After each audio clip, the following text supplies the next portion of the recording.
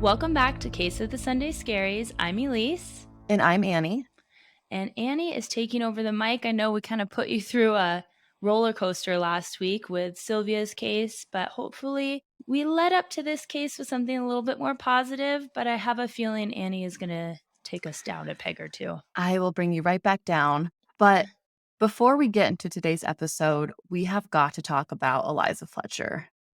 At the time of this recording, her body has been found, and Cleotha Apston has been charged with especially aggravated kidnapping, tampering with evidence, and first-degree murder. I have not been following this case very closely. I mean, obviously, it's been all over the news, but I did see when her body was discovered. But is the person being charged? Is it someone that knew her? No. So what they're thinking happened is that he planned this. He picked her because she's an heiress to a billionaire. I mean, what makes me so angry and why I wanted to talk about her was not so much what happened, but Eliza was a mom, a wife, a daughter, a kindergarten teacher, and a friend. And the amount of victim shaming I have seen on social media is infuriating. What are people saying? I've seen things like, well, she shouldn't have been running in the dark alone. I've seen people say, "Oh, this is why you need to carry mace." And it's unreal how people immediately shift to this way of thinking. Oh, I wish you had not told me that because now I'm getting fired up. Like I said, I haven't been following this case very closely. It's been kind of a wild week over here, but Mhm. I'm right there with you. This makes me so mad because this is the same thing that happens time and time again where a woman is killed or sexually assaulted, and somehow the fault lands back on her. Well, I'm sorry. If a woman can't go running at nighttime, that's not her problem. That's No, the problem of the perpetrator and people that have sinister thoughts and believe that they have the control and the right to do horrible things to other humans. That is not on her. and how many times have we seen people say things like, "Well, their skirt should have been longer," or "She was asking for it because she was too drunk." And it's now the narrative of, "She shouldn't have been running in the dark alone." Like, are you kidding me? I get so mad about this. She's allowed to get some exercise. And like, I am all for taking preventative measures. I'm all for the fact that if I walk my dogs at night, I am not walking them with the headphones that block out all the background noise. Absolutely not. I want to be aware of my surroundings and like safe as possible. But that doesn't mean that I should be restricted from doing things that make me happy, make me healthy, make my dogs happy and healthy Mhm. because I'm a woman, because of what's between my legs, I'm not allowed to go out if the sun's down? Like, what bullshit is that? Agree. And I know that a lot of our listeners are women. And I just want to be very, very clear that it is not our fault when something like this happens. The only person who is at fault, Elise, you always say it best, is the perpetrator. And it's just such a sad situation for Eliza and her family. You know, she was a busy woman. She had a few extra hours early in the morning. This was at like 4:30 in the morning. I mean, good for her for getting up, focusing on her mental health and her body, getting a run in, and this happens, and it's just so disgusting to me how people are shaming and blaming her. Yeah, a mom is taken away violently from her child and it's her fault. Give me a freaking break. Yeah, and we do record these episodes earlier than they air, obviously, so I know by the time Sunday comes around, there's gonna be more updates, but I couldn't just sit here today and talk about this episode and not talk about Eliza, and I just wanna be very clear that here at Case of the Sunday Scaries, we support everyone, and we do not blame the victims nor their families. And Annie, I completely agree. That is something we will not stand for here. If we ever see comments like that on our social media pages, you bet you are getting blocked real quick because I don't care what your gender is. I don't care what you identify as. I don't care what your race is. If you are the victim of a crime, that is exactly what you are, a victim, hopefully a survivor. And those are the things that we will applaud you for going through these things, for surviving them if that's the situation, God willing. But absolutely will we not stand for people blaming anyone other than the perpetrator of the crime. No, and I think even for every episode, we always make a point to say, like, it is not the victim's fault, it's the perpetrators. And we're just going to end our opener on that because my blood pressure rises a little bit talking about this. I did get into it with the troll on social media. Wasn't my finest moment, but I was just like, look at what you're commenting. Like, imagine her family seeing that. She wasn't doing anything wrong, and you know what? Even if she was, it's still not her fault. I'm sorry, but Well, and here's the thing, at the end of the day, social media bullying is a real thing, we all know that. mhm. But you're bullying a dead woman and her family, and those are mourning her death. And she has 2 babies left behind and a husband and Yeah, how dare you? That's all I'm right. gonna say. And I know it's not our listeners. I'm sure you're all sitting there going like, "Hey, it's not us." We get that, but we just wanna make our stance known that that will not be tolerated anywhere on our pages. Absolutely, and for updates with Eliza in this case, because I know there's gonna be a lot, follow us on Instagram. We'll do updates like we do with any kind of updates in the true crime world. It's at A Case of the Sunday Scaries. So now that that's off our chest, let's get into today's episode. You're starting me off heated, so I'm heated too. If I talk fast in the beginning, just forgive me. My blood pressure needs to simmer down a bit.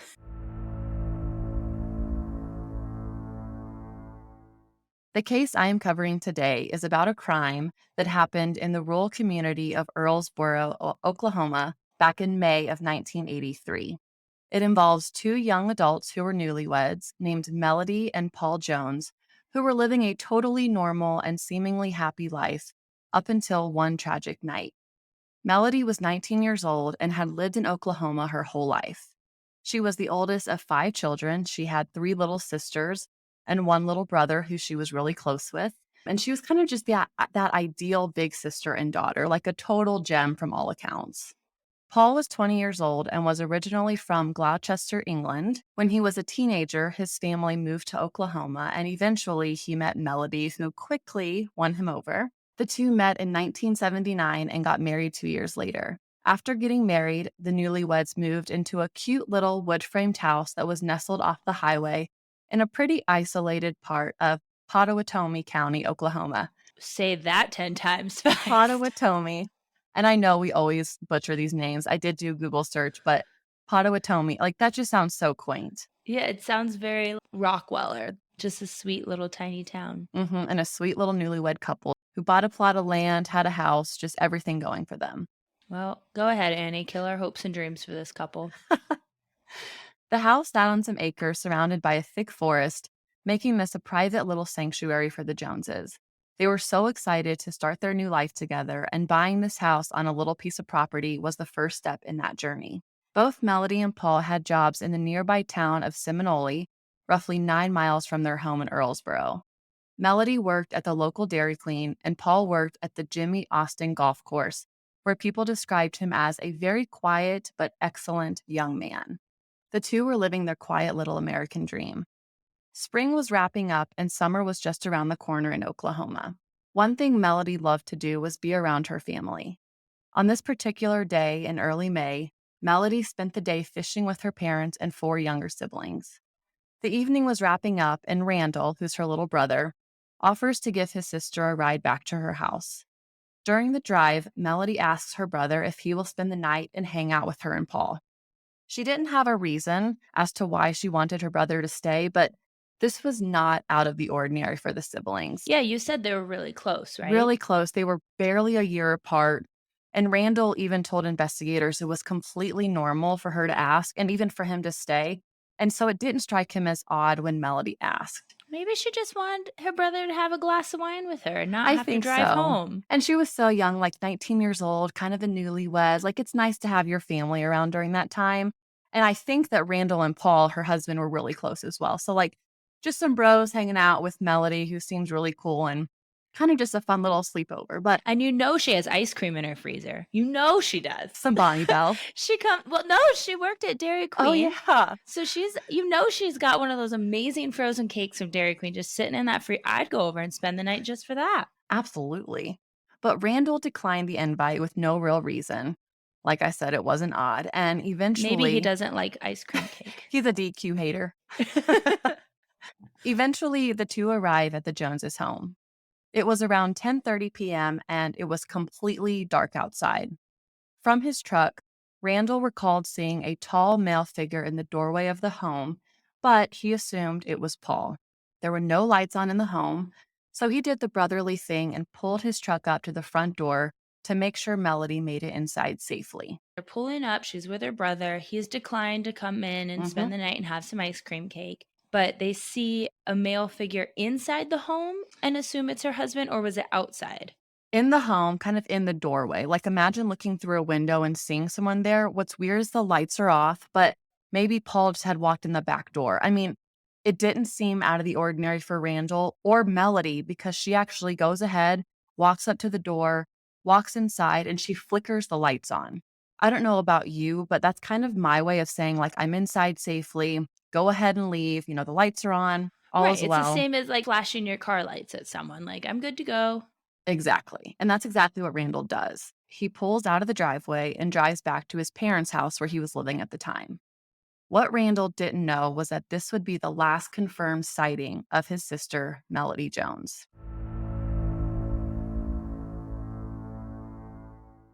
The next day rolls around and it's Thursday, May 5th, which means Melody is scheduled to work her shift at the Dairy Queen. Her shift started at 11 a.m., but Melody failed to show up. This was very unlike her. Okay, Annie, I have to interrupt you on this. I have listened to a lot of true crime podcasts. I have watched a lot of true crime content. And if I'm thinking at 19, and this, I'm outing myself here. They always say, she didn't show up. She was never a minute late. I don't think people would say the same thing about me at 19. I think they would just be like, yeah, well, that's She par for the overslept. course. Yeah.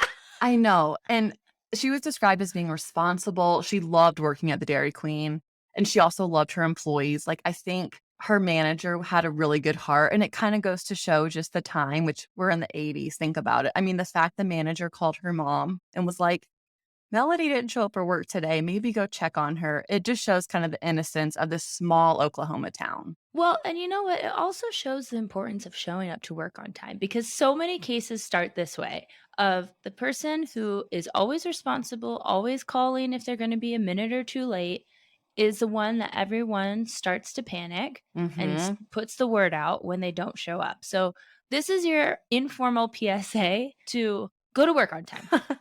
Because if something ever happens to you, God forbid, you don't want them sitting around going, well, this is par for the course. You want people springing into action. So don't be like me. Be like, what is her name? Melody.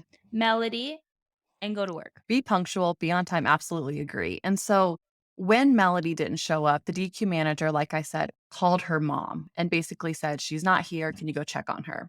Melody's mother, named Carol, drove out to her daughter's home. And when she arrived, she's a bit relieved because the couple's car is sitting in the driveway. She thinks, oh, maybe they just overslept. They had a late night the night before. Randall dropped her off at 10:30.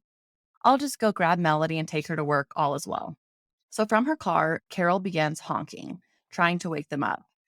We love a mother in law and a mom who just respects the privacy. She's like, I'm just going to sit here and honk. I'm not going to barge in. I was thinking the same thing because I was like, no, I would be up there like rat tat tatting on the bedroom windows. I wouldn't care. Mm-hmm. But that's exactly what she did because after a few honks and a few minutes, Carol gets worried. No one's answering, no one's coming out. So she walks up to the front door and notices something off. The front door is slightly open, but it doesn't appear to be broken or damaged. There's always that chance that kind of a gust of wind comes in, catches the door, but Annie, it's never a gust of wind. I know it was odd enough to Carol that it did stand out. She pushes the door open, and that's when panic sets in. The house is trashed and in complete disarray. She notices her daughter's purse had been dumped out and the items were scattered everywhere. She looks across the room and she grows even more concerned because she sees Melody's glasses. Melody was legally blind, and so she needed her glasses to really do anything. They were the most important item in her life. Carol runs through the house in hopes of finding her daughter and Paul. She rushes into their bedroom, and that's when she sees Paul's body on the floor covered in blood. No. It was later determined he died from 2 stab wounds, one in the neck and the other in the chest. Oh my gosh. Brutal, brutal. On the bed next to him is an unloaded 12-gauge shotgun. It almost appeared like Paul grabbed the shotgun and he was attempting to load it to fight off the intruder when he was attacked. That makes a lot of sense. Oh my goodness. After the frantic search around the house, it's very clear that Melody is not in there. Carol's in total disbelief. This was not what she was expecting. She runs outside. She continues to yell for her daughter, hoping to find her alive.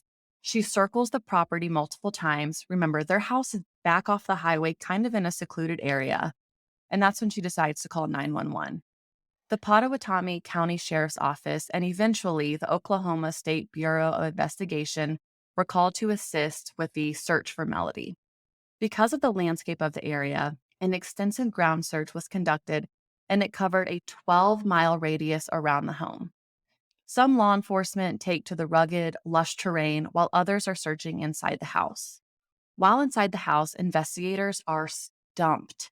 Melody's mom does a search and lets investigators know that nothing seems to have been stolen. There's no missing valuables.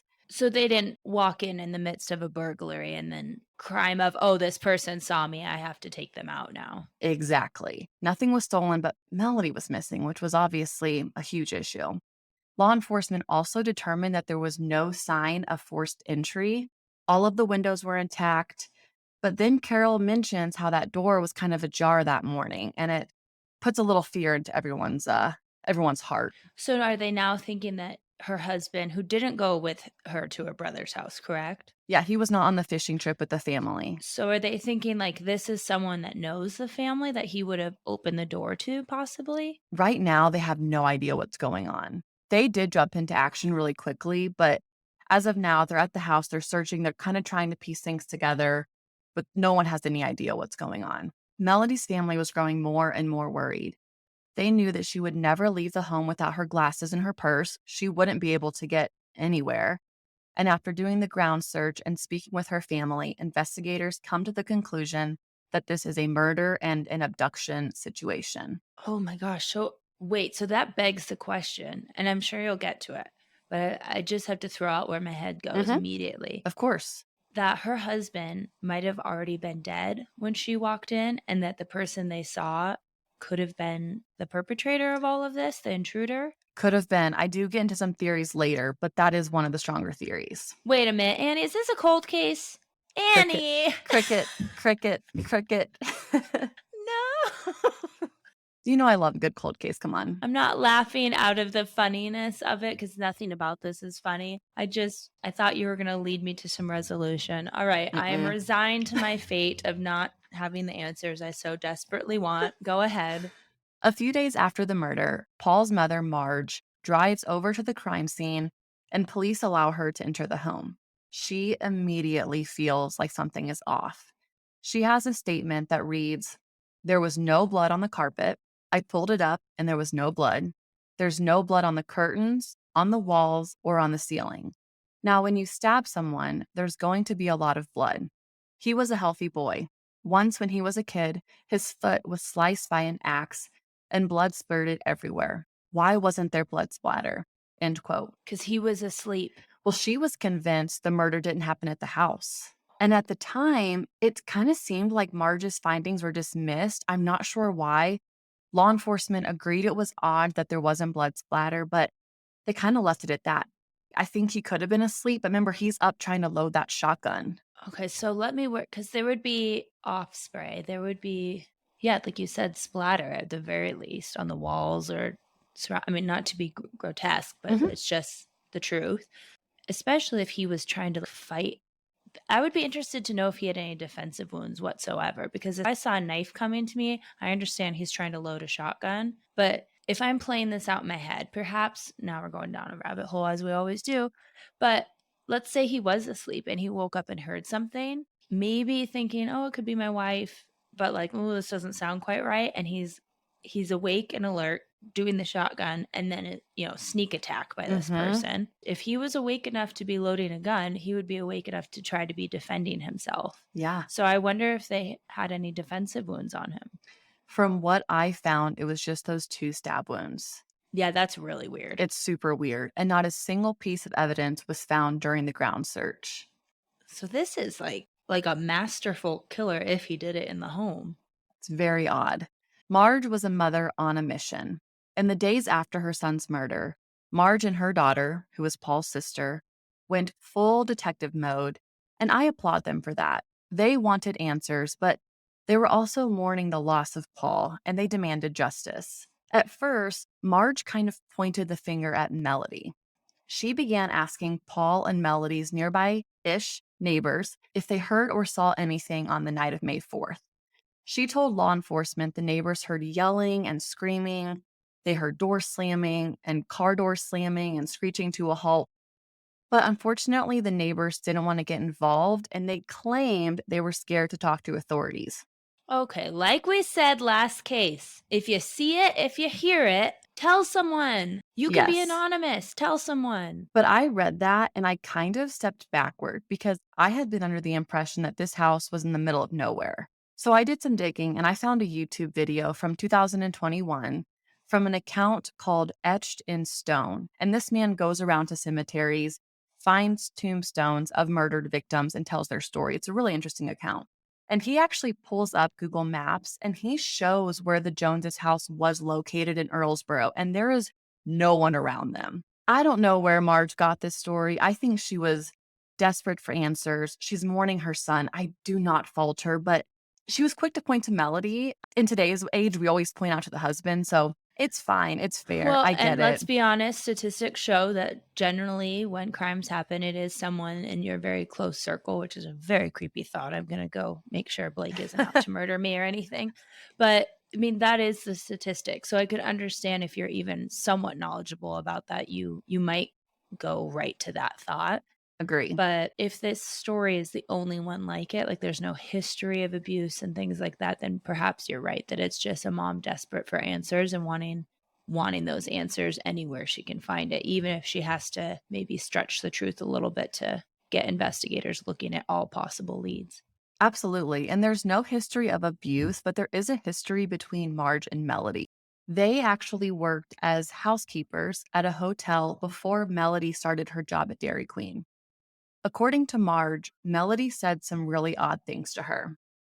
Marge was quoted as saying the following: Melody was always watching soap operas and had to have them on in every room.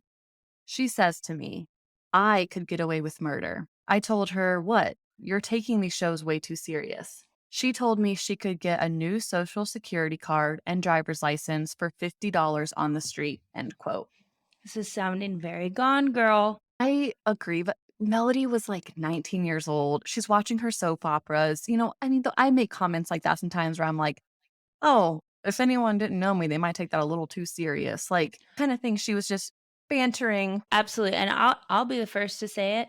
I have no inclination to hurt anybody on this planet, emotionally, physically, or otherwise. But I will cop to the fact that while doing research sometimes, I have joked even with my roommate about, geez, after like looking into all these, I feel like I could get away with it if I wanted to. I do not want to. Let's Oh, just our, put that our out search there. history is very terrifying. I Yeah, think you're like, hey, big brother, if you're listening to our podcast for some reason, we're don't look innocent. at yeah, it's not us. We're just two Hands girls up. with the podcast. Like, no We're worries. just sitting in our living rooms. But yeah, I have said that. But doesn't mean that I want to actually hurt someone. Exactly. And I think that's where, once again, Marge is mourning. She wants answers. So she's going to think of anything that Melody ever said and she's going to bring it to law enforcement. Sure. And grief is a wild thing. Mhm. Eventually, she stopped taking information to the police because of threatening phone calls. Apparently, she felt like she was asking too many questions. One call supposedly included a death threat. Marge never learned the identity of the caller, but she said it was a man's voice. There is no further context into these threats. And it was one of those things where I read it in an article. I searched a lot for more context. There's none. Marge said it. I'm not sure how accurate her statements are overall. I get a little bit hesitant with the he said, she said type of statements, but they did grab my attention. Well, there's a reason they don't stand up in court. It's called hearsay. Yeah, exactly. Marge is obviously going through something no parent should ever have to go through, and she just wants some answers. With no leads in the case, investigators put up a $5,000 reward for each of the victims and began to re examine the days leading up to the night of the murder and the disappearance, diving deeper into any possible motive or people of interest. Ex-boyfriends. I couldn't find a single ex-boyfriend. I did some Facebook stalking. All right, so she's a little bit more pure than my background Yes. of questionable partners. According to members of Melody's family, she was in really good spirits on the afternoon of May 4th when the family went fishing. Her brother Randall never indicated why Melody asked him to spend the night, But like I said earlier, that wasn't odd. So that's kind of marked off as just nothing there. And the police are continuing their investigation when something arrives in the mail that stirs up a little bit of interest. On May 9th, 1983, a few days after the murder and abduction, a credit card statement arrived in the Joneses' mailbox, and it showed an overdrawn account balance as well as a prior cash advance of over $400. Just for context, that's around $1,189 today. As it turned out, Paul and Melody did have some financial problems, and this fact is based on that financial statement, but also on claims from both of the families. Police's first question and thought was, did Melody maybe use this cash advance to pack up and start a new life after murdering her husband? This is very, very Gone Girl. I mean, in that they've, sorry, spoiler alert, but it's been a few years. Watch the show. But in that, she fakes her own death. But in this, I'm just thinking this is a young couple. I don't, nobody knows the ins and outs of a relationship except for the two people in it. But I'm sorry, $1,200 does not seem like enough to go start a whole new life. I could understand if he had, some major life insurance policy, but I imagine him working at a golf course that he doesn't. Right. And after digging, law enforcement weren't able to find any evidence that showed Melody was the one to even receive that cash. In fact, the documents provided by the bank showed that the cash advance was in Paul's name, not Melody's. So it does not prove that Paul received the money, but it did tell law enforcement that Melody wouldn't have had enough to start this whole new identity. I mean, when you think about what goes into creating a new identity, you need a license, a passport, a bank account. It just adds up. And I personally think it completely disproves the theory that Melody was involved, specifically to start a new life. They add this finding to the case notes and continue on their investigation. Next, law enforcement wants to speak with Melody's coworkers at the Dairy Queen. Not one of them had noticed anything unusual during her shifts in the days before her disappearance, similarly to what her family said. Her coworkers told police that Melody had been happy and joking around as always, and nothing was out of the ordinary. Her coworkers also described the Joneses as happily married and said Melody was very much in love with Paul. She often opened up to her coworkers, and they never felt like there was any trouble in the marriage. Remember, they're very young. They had been married for 2 years. She was 19, he was 20. She was gabbing at work like, I love my man. Well, and if you're saying that you couldn't find anything about ex-boyfriend or anything, this is might be like that first love. They are your entire world. I remember feeling very much that way. And she married him. Yep. So 2 years is not that long to get rid of those honeymoon feelings when it's your first love. But there was something that I want to talk about. Her coworkers were growing really concerned over their own safety since Melody wasn't the only young woman that had recently disappeared from the area. The town was terrified that there was a killer on the loose, and they were putting pressure on law enforcement to give them answers. One of Melody's coworkers was quoted as saying, "Some crazy person is going around doing it.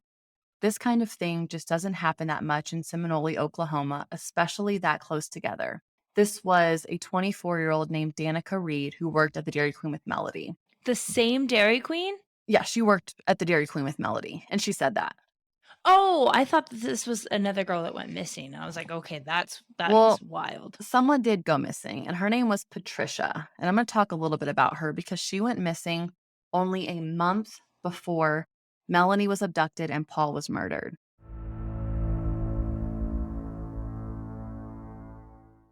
In April, an 18-year-old store clerk named Patricia, also known as Patty, vanished within close proximity to this Dairy Queen where Melody worked. On the morning of April 9th, Patty was working her graveyard shift at the U Totem store. Patty and her mother both worked night jobs and would routinely stay on the phone with each other just in case of trouble.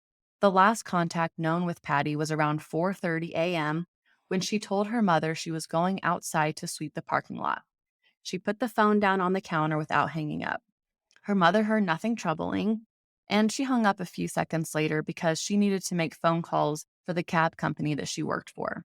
At 5:30 a.m. that same morning, just an hour after Patty's phone call with her mom, a customer calls 911 and notifies dispatchers that the store was vacant with no attendant. Police arrived at the store and found that the cash register had printed a no sale transaction timestamped at 4:35 a.m., which was just 5 minutes after that phone call. And after she said, I'm going to go sweep the parking lot. So 5 minutes later, a no sale receipts printed. And what's really sad is police still found that phone off the hook sitting on the counter. Oh, that's haunting. hmm There were also 2 cans of soda near the cash register, though the sale of the soda wasn't found on the cash register tape, which is alarming. It almost seems like someone grabbed 2 cans of Coke, went up to the register, and then something really bad happened. Patty's car was still parked by the store. It was locked, and her purse was found inside the vehicle. Her keys were located inside the store. And according to investigators, there were no signs of a struggle. The cash register was missing $114, but $100 remained in an unlocked floor safe. The store did have a robbery alarm system designed to alert police when the register was emptied, but this alarm system failed because of a faulty telephone line. Oh, good grief. But could they tell if she tried to trigger it at all? No, they couldn't tell anything. All they knew was the money was missing. There was a no cash receipt. There was 2 cans of Coke, and Patty is nowhere in sight. In the months following the disappearance of both women, residents in this small Oklahoma town feared that there was at least one person targeting young women in the area.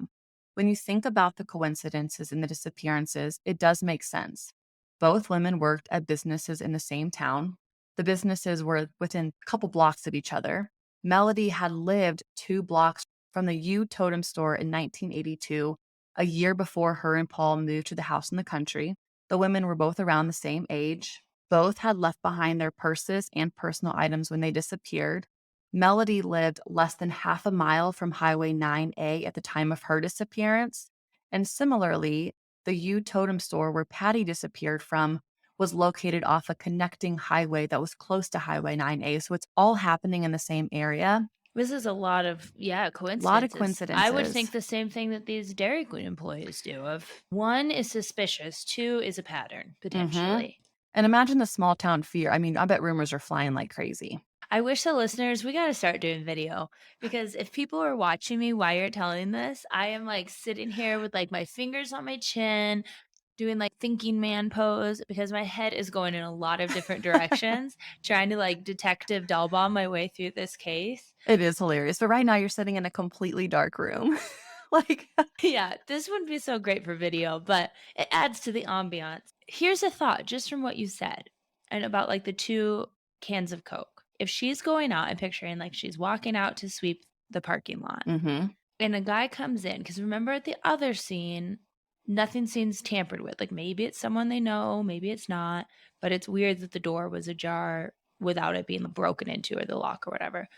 What if someone comes in, just looks like a customer, and he's going to the vending machine, grabs 2 little things of Coke or off the shelf or whatever they have in this store, and goes up and he's like, oh, I don't have the right change or whatever. She pushes the no sale button, looks down, and bam. Could it be something like that? Or do they think that she was taken from the parking lot? No, I definitely think they believe she went back to the register because remember, there's that no cash receipt and $100 missing. So I think exactly what you think is that someone walked into that store, they wanted her to ring them up, and then something bad happened. Unlike Melody's case, we have a little bit of closure in Patty's case. In 1991, skeletal remains were found about 20 miles away from Seminole, and they were confirmed to be those of Patty Hamilton. The medical examiner did not disclose the exact location where the remains were found, but they did rule the cause of death as a homicide, and it's public knowledge that her body was found in a creek. The cause of death is unknown. With cases like this, until things get figured out, a lot of things are kept kind of close to the chest. So that would make sense if they're still, if the police are in agreement with these Dairy Queen workers that potentially, can we call them Dairy Queen detectives? That just sounds fun. Um, DQD. yeah, that perhaps if they think that these could be connected, it would make sense that they wouldn't want to put out too much information. So they actually, despite concerns from all these people in the town, police never believed that Melody and Patty's disappearances had anything significant in common. Isn't that odd? Is it because of the murder? I just think they were like, nope, there's no connection. It could have been because Paul was murdered, but I mean, I listed out those coincidences and like that is I That's humbly a lot. disagree. Yeah, a murder in the home, potentially, we don't even know, or just It sounds like it was in the home. The blood spatter thing, I get that that's very bizarre, but why would the gun be next to, like, there's a lot of weird things for it to not have occurred in the house. Well, back to that, I just kind of thought of this. There was only 2 stab wounds. It wasn't like there was 15 where people are boom, boom. It's one in the neck, which probably like probably just kind of stunned him, and then one in the chest. So that kind of, the more I say that out loud, I'm kind of like, I don't know. But I also think it's because in this case, Patty's body was found 20 miles away. And in Melody's case, they looked everywhere in this town. There was no body. I think that might be what they're hanging their coat on and saying, like, if these were connected, her body, Melody's body would have been found as well. I'm not quite sure. Right, but if you were a serial killer, normally there's a normal amount of escalation because, what you do the first time Very true. satiates whatever's in your weird, dark, twisted fantasies that I'll never understand. And Mhm. then when you try to replicate that in the same way, you're not going to get the same response. It's like a hit of drugs. Like your That's so first true. time is not going to feel like the next time, right? You always need a little more something to go off of. I assume because I've watched Intervention. I don't do drugs. So it would kind of make sense though if you're kind of educating yourself as you go. Oh, they found her body. I don't know though, because he or she didn't take care of Paul. No, and they disappeared within a month of each other, and Patty's body was found in 1991, like years later. It was Oh, just a skeletal remain of her. I know what you mean. I mean, they very well could have been connected. I personally think so, which I'll get into the theories in a little bit, but I'm jumping the gun. I know it's okay. Pun intended. We always do this. Sadly, due to lack of evidence, Paul and Melanie's case goes cold. What's even sadder is that their house burned down after a brush fire. There was no talk of it being connected to this case, like no one maliciously set it on fire. It's just sad because even though no evidence was found back in 1983, we all know how far advancements come, especially with DNA testing. And I can't help but wonder if that house was still up and if it was relooked at today, if they would have found something. The stuff they can get from a single hair now is wild. Yeah. So, yeah, that is incredibly unfortunate.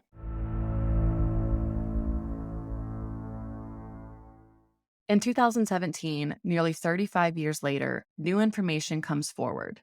There were rumors about a ruby ring being found underneath a cedar tree at a house just 4 miles away from where the Joneses lived. In the case report filed in 1983, Melody was wearing a ring that had rubies in it the night that she disappeared. Remember, she was fishing with her family, and they were able to provide a very detailed description on their last day with Melody and what she was wearing. Investigators get a search warrant, and the search begins at 22383 Davis Drive, which is now completely abandoned and all overgrown. The search involved a heavily wooded area that was mostly covered in cedar trees. No one knows what tree this ruby ring was supposedly found under, and it's kind of a needle in a haystack type of search. Searchers are on their hands and knees digging into the bare earth. They're looking around the trunks of cedar trees, and they were even using rakes to move the cedar tree needles. They did find bones, but they were deemed to be non human. And after 2 days, nothing. They brought in cadaver dogs to help, nothing. Then Ugh. backhoes to dig up the ground, nothing. The house and the property was vacant and had many different owners over the course of the 34 years, so it wasn't really helpful to the investigation. From my research, it never came to light who lived at the house during the time of the crime. I'm not sure if they felt like it was relevant. I think they looked at the location of the house, they heard of this ruby ring supposedly being found, and that was kind of their first starting point. But then they found nothing else on the property, so another dead end. At the time of this search, a lot of people thought Melody could still be alive, but law enforcement was almost positive that she was dead. They made comments saying it'd be almost impossible for her to truly be alive after all of these years. One of her little sisters, who was 11 years old at the time of the disappearance, did speak to the Daily Oklahoma and said the family was ecstatic that law enforcement was taking a second look at the case and was hopeful that one day they'd find Melody's remains. So even her family thought she had been killed. You would have to think after 34 plus years that unless she at 19 and watching her soap operas have taught her to be a master criminal watching Days of Our Lives, I highly doubt that. Yeah, and she just loved her family so much. I mean, the one family member who just is totally haunted is her little brother, Randall. My heart hurts for him. It's very apparent that he carries so much guilt about that night. He made a statement to Oklahoma News and said, "You get where you can live with it, and then it comes up again." Melody's sister was quoted as saying, "Every day you always look in a crowd, you look at the people." Melody had really, really curly hair, so you look at people with curly hair. Oh, that could be her. And it's like the not knowing, like your sister, the not knowing of what happened to her. I never wish that on anyone. No, don't wish that on anyone. I especially don't wish that on parents to have to go to sleep at night. I don't care if your child's an adult or not, they're still your child, and be wondering and playing through your head of all the possibilities that could be happening to them. That is like a punishment worse than death almost for the I family think so too. I members. really do think so. It's terrible. I thought of something. Okay. We have another investigation by Yeah. Elise. It's late at night and I'm putting my detective cap on. I'm just gonna go out and say I'm totally poo-pooing the mother-in-law's idea that she planned this and ran away, Agreed. and here's why, because of the brother. The fact that she invited him over and they're very close and by all accounts got along very well, that would mean that she would either have to have him in on it or planning to murder her brother as well. Yeah. I don't know many murderers that go fishing in the day, invite you over to have a little slumber party. Nope, that doesn't add up to me. Mm-mm. That's a really good point. Yeah. The brother was invited to stay and he said no. That theory, in my opinion, my very, very humble and unknowledgeable opinion, goes right out the window. Hmm. Melody's family is still to this day devastated and they are fatigued from the heartbreak. They're ready for the mystery to end. What's interesting is after this dig at the house looking for the ruby ring connection, KOCO News 5 aired a segment on the Joneses case. This segment aired on November 3rd, 2017. The news station covered the case, they gave details about the mystery, they talked about the ruby ring, and they tried to shed some light on the case decades later. A week later, on November 9th, someone called into the hotline and they left a voicemail. The man said he had information on the case, but the tipster was only able to give 3 digits of his phone number before the voicemail was cut off, and he never called back. Isn't that weird? You talk about decades later, talk about a guilty conscience, someone seeing this air and going, I do remember that case and I do know what happened, calling. And then I don't know if it was a malfunction or if he hung up the phone. It doesn't say. 3 digits of a phone number. Well, and I've left a rambling voicemail in my day, and it does cut you off even now. So I can imagine if he's like, "Hi, my name is so and so," and he's kind of concerned about calling in, that it might take a while to sputter the words out. But to get cut off, why do all of your cases have something to do with a phone number? Have you realized this? Always. And now we have cell phones, so we don't really have that issue. But I also cover cases that are older. All this malfunction stuff was way more common than it is today. I would like to say everything was worse back then, but I don't know if that's true. But let's talk about some theories because I know you have some of your own, and there's a few in this case that I want to talk about. The first is that a driver who frequently traveled the highways in this small Oklahoma town was targeting women. Truck driver off the highway. That's a strong one. Although Melody and Patty's cases were never linked, there were quite a few coincidences. And the 80s were actually a pretty dangerous decade, according to the US Department of Justice. They issued a report that shows the homicide numbers from 1950 to 2010, and the 80s were at the very top for homicides. A disturbing stat that I found is that in 1987, so 4 years after this case happened, there were 198 separate serial killers active in the US, compared to only 43 in 2015 and 2 in 2019. This is according to a database run by the Radford University and the Florida Gulf Coast University. How crazy is that there was that many Wait, back in the 80s? I'm more hung up on the fact that they say there was only 2 in 2018. That seems Crazy. Is it just because DNA testing and stuff, we just catch them before they can continue? I think so. I think That's that's exactly what interesting. happens. Like someone commits a crime. I mean, you hear about all these serial killers. Like I always think of the 80s whenever I hear about a serial killer because they could get away with so much. Remember, we did that DNA episode. DNA was not even used until like the mid to late 80s. So people were just running rampant. I mean, that's great. The 2 I'm happy about it. I'm just surprised by that number. Hmm. The theory of a serial killer on the loose isn't outlandish to think, especially when you hear numbers like that. Another theory, which I don't agree with at all, is that Melody was somehow involved in the murder of her husband, and she was not a victim, but rather a fugitive. One of the stronger statements behind this theory stems from our girl Marge, Paul's mother, who in 2015 told the Oklahoma magazine called Red Dirt Report that Paul had at least one life insurance policy, possibly two, and that this alleged policy went into effect on April 22nd, 1983, almost 2 weeks before Paul was murdered. Now, there's a lot of issues with this theory. The first is that Melody's name and signature never appeared on any of these documents, and there is very little evidence to prove that Melody would have had any financial benefit from Paul's death. If there was a life insurance policy, this could be summed up by just finding out if it was ever cashed out. And it wasn't.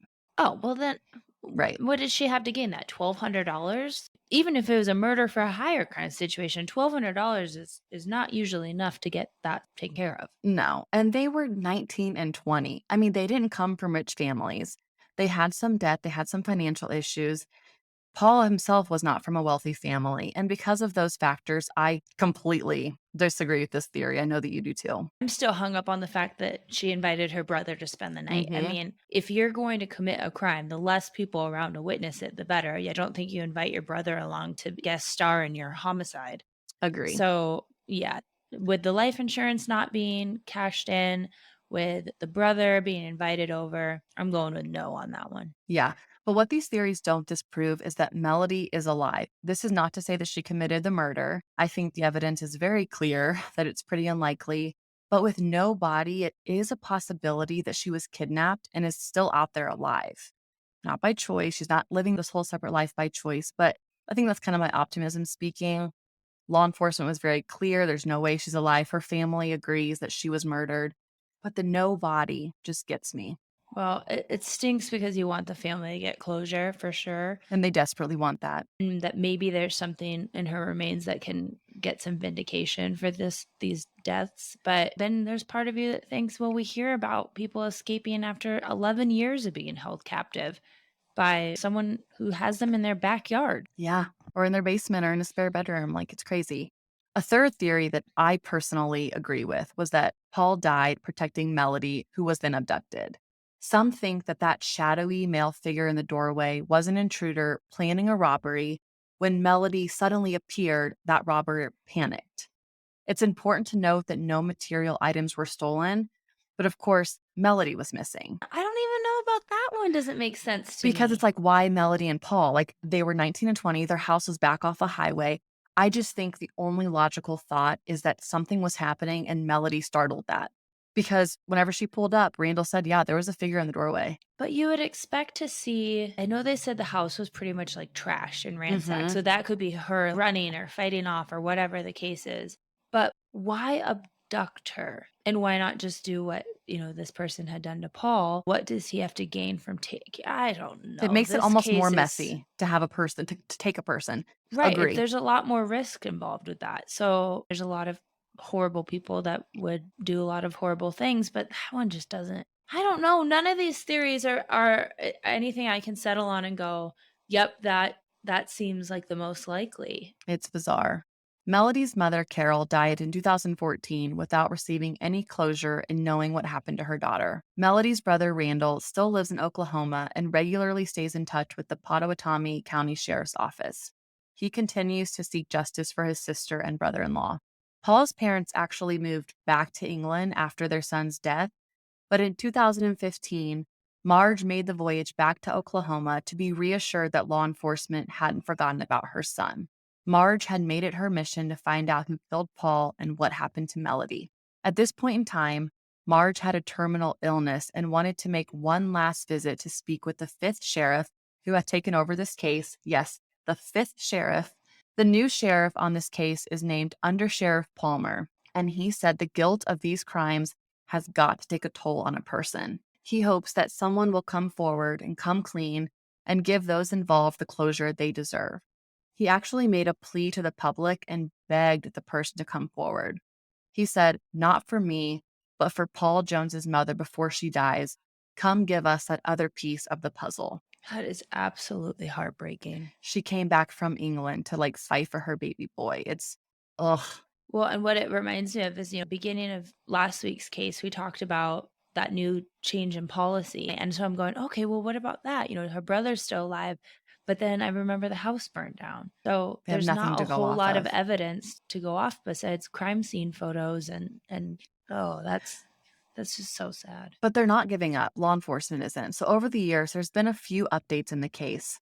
There were 2 different bodies found around the area of Earlsboro, but both of those were determined to not be Melody. In 2018, an article was posted in the Oklahoma Six saying that the sheriff's office wanted to speak to all employees who worked at the DQ back in 1983 or 1984. That kind of fizzled out. Nothing came of that request. And then in 2019, the Oklahoma State Bureau of Investigation released its second deck of cold case cards for Oklahoma prisons. Each of these cards feature a photograph and factual information about an unsolved homicide or missing persons case. The goal of distributing these cards throughout the prison is that inmates will report any information to help investigators. One of the investigators said, "Inmates talk, and I'm hoping one of those inmates has got a conscience. We need to bring Melody home so her family can get her buried." This is what the undersheriff said. So far, nothing has come of these playing cards, but it's still pretty recent. 2019, they've been circling for a few years. You still hold out hope that someone's going to talk. At the time of her disappearance, Melody was only 19 years old, and today she would be only 59 years old. This case intrigues me because we have this super young couple with no real issues, minus a couple, little bit of financial issues, but Yeah, and who doesn't at they 19? had just bought a house. They were trying to be independent from their family. Like, I don't think that $400 cash advance was anything to even bat an eye at. According to friends and family, they were happy, they were in love. It's bizarre. I don't know what to think about it. But I actually was sent this case by one of our listeners and one of my friends. She was like, "Look at this Reddit post," and I got into it, and I had never heard of this case, which I prefer to not hear of cases because I feel like I'm always biased going into them. But talk about a wild case with no closure, no people of interest, and no real lead. Like, she just disappeared off the face of the earth. And poor Paul, no justice for his murder either. No, this is definitely a wild one. I know I was kinda spitting out theories the whole way through, but Your mind was going, I loved it. I could just see yeah. you sitting there, your eyes are kinda crossed, you're, like, kinda hunched over, and you sit up really quickly, and then you, like, point your finger up. I'm like, "She has a theory, ladies and gentlemen. Hold on to I your know. seats." Every time I get, like, an idea about a case, for some reason, I turn into, like, a 1920s TV detective and, like, Truly. point my finger into the air, and I'm like, "Aha! "I've solved it." I have solved this. It's you with the hammer and the" it's like I'm playing a game of Clue. So after hearing the whole case, what do you think happened? I think Paul was already dead when she got home. Okay. I don't know why, Mhm. but the lack of if Marge's statement is true that there wasn't a lot of blood spatter, granted, where he was injured were obviously very vital organs and vital areas of the body where you can bleed out very quickly. So either he woke up, I still want to know if there's defensive wounds on him. That would be interesting to me because the gun could have also been placed there. You never know. But it would make more sense if there wasn't blood spatter if he was asleep. And Yeah, she came home at, like, 10:30 at night, right? So it'd be reasonable to think that he was asleep. absolutely. So what do you think happened to Melody? That's the part that makes no sense to me. I certainly Right? don't think she's a criminal mastermind, Mm-mm. but I just don't know what it's weird that her blood, even just as, like, a defense wound, you come into your house and you're fighting someone off. Because if she did that flickering light thing to her brother on purpose, and it wasn't like she turned the lights on and then this intruder turned them off, which I guess is a possibility, but if she flicked them on and off multiple times, thought she was good, everything's all right, you would expect that she would be startled by this intruder and immediately go into like fight or flight, right? Yeah. To some degree. So, yes, the house was trash, but you would expect there to be some blood or hair or something that's going to come out in a struggle like that. And they didn't see anything of that belonging to her. So, I have no I keep going idea. back to the fact that her glasses were there. I almost wonder if it was more than one person, but why? Why this house? Why Paul? Why Melody? Like, that's where I always get hung up on. I know there's always those people who just, like, barge into random houses and commit these crimes, but, Well, and it could be the opportunity, the fact that they live off the beaten path a little bit. I think one person was, like, on lookout, maybe he was the guy in the door. Paul getting sadly murdered.